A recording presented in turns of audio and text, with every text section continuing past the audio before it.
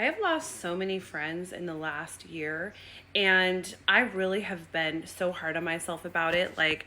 telling myself that it's me and that I should have done this or I should have done that, and that, I consistently am losing people in my life in the last year, and like really trying to measure out and look under a magnifying glass as to how and why this has happened. And I saw a video the other day that was so compelling. He basically said that when you have massive growth, emotional evolution, you are going to lose layers of people, especially if you've done introspective self-healing or inner child work, which that has been completely what I have been about the business of the last year and a half, 2 years, 3 years even. I have been on a self-discovery. I have realized so many ways that I played small in my life, so many ways that I didn't express emotions, that I didn't show up in my authentic self, that I people pleased and I tried to contort myself to be liked. And when I stepped out of that paradigm, because I realized I did it as a child to survive,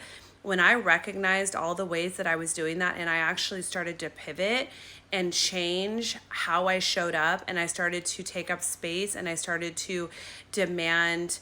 respect from people and good treatment, and I wanted people to be happy for me the way that I was happy for them, so many people took themselves out of my life. And you have to look at that as a win, because what you're doing is you're shedding old layers of behavior and what you were attracting because you were allowing it, and also because it was probably comfortable to us to accept poor behavior and accept evil eye energy and accept secret haters, because those are the very core origin story relationships that we had always had and that we got used to. And we went through our lives choosing people that fell within that framework. And all of a sudden, when you wake up to that framework and you demand more, it's only sensical that we're going to lose people in our lives that reflect that framework. And that's a good thing. It's a good thing to start over. It's a good thing to start fresh and to open up so much space in your life to bring in relationships that match the inner healing that you've worked so hard to cultivate,